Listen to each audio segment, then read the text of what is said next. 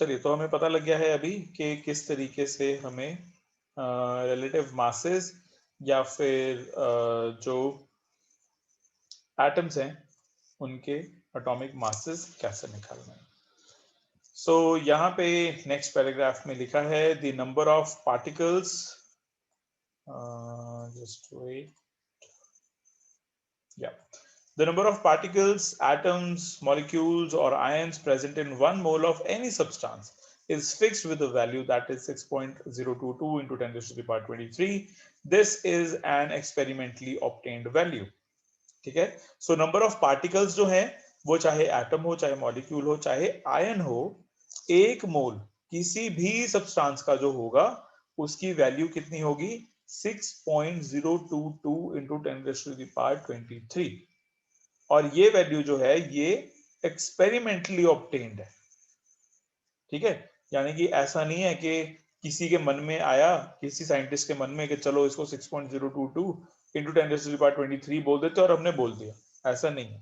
ठीक है, एक्सपेरिमेंटली इसको ऑब्टेन किया गया है। This number is called the Avogadro's constant और Avogadro's number, named in the honour of the Italian scientist naming Emilio Avogadro. ठीक है, सो एवोगैड्रोस नंबर या फिर एवोगैड्रोस कांस्टेंट, जिसको कि हम एन नॉट से रिप्रेजेंट करते हैं। Now this is N naught, okay, this is N naught, this N and उसके बेस में 0। ठीक है, this is N naught. So ये जो एन नॉट है इसी को हम एवोगैड्रोस नंबर या फिर एवोगैड्रोस कांस्टेंट बोलते हैं, और ये एक इटालियन साइंटिस्ट एमिलियो एवोगैड्रो के ऑनर में ये नाम रखा गया है। ठीक है, सो 1 मोल ऑफ एनीथिंग, एनीथिंग का मतलब 1 mole of oxygen, hydrogen, carbon, कुछ भी हो।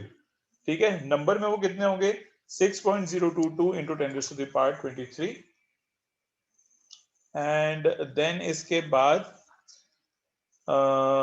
1 dozen is equal to 12 numbers and 1 gross is equal to 144 numbers। ये जो है ये अभी नेक्स्ट थोड़ा स्टार्ट हो गया है। ठीक है, आई मीन यहां तक ये बिल्कुल अलग है।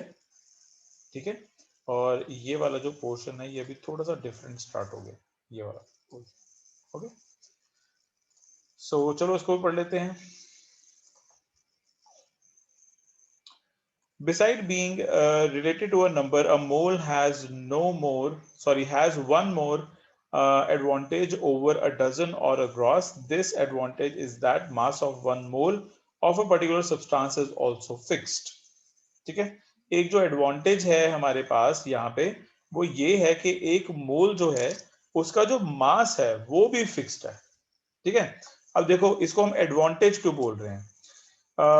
जैसे आप लोगों को पता होगा, अगर हम बोले 1 डजन ऑफ एग या फिर 1 डजन ऑफ बनाना, ठीक है, या फिर 1 dozen of you can say your shoes. ठीक है, तो क्या उन सबका जो मास है वो सेम होगा?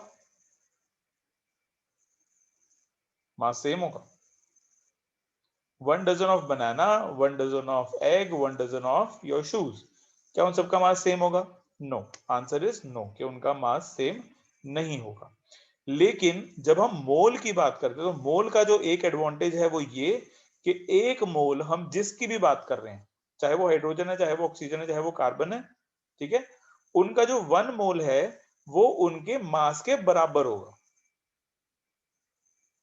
ठीक है, यानी कि अगर हमने लिखा है 6.022 into 10 raised to the power 23 molecules of oxygen, तो वो हमेशा 16 के बराबर होगा।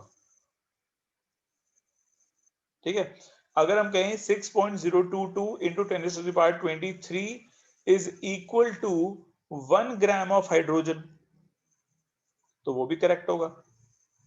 ठीक है, 6.022 into 10 raised to the power 23 is equal to 31 grams of phosphorus, तो वो भी करेक्ट होगा। ठीक है, यानी कि किसी भी सब्सटेंस का जो एक मोल होता है वो हमेशा उसके एटॉमिक मास के बराबर होता है। करेक्ट है? समझ में आया? रिया, एनी डाउट? नो? चलिए ठीक है। अब इसके आगे मैं आप लोगों को और भी पढ़ा सकता हूं, बट आई थिंक कि आप लोगों को अभी वो सब पढ़ना चाहिए जो मैंने आपको पढ़ाया है। ठीक है, सो जितना मैंने आपको अभी पढ़ाया है वो आप खुद पढ़ोगे, एंड कोई डाउट है तो आप लोग मुझसे पूछोगे। चलिए स्टार्ट कीजिए।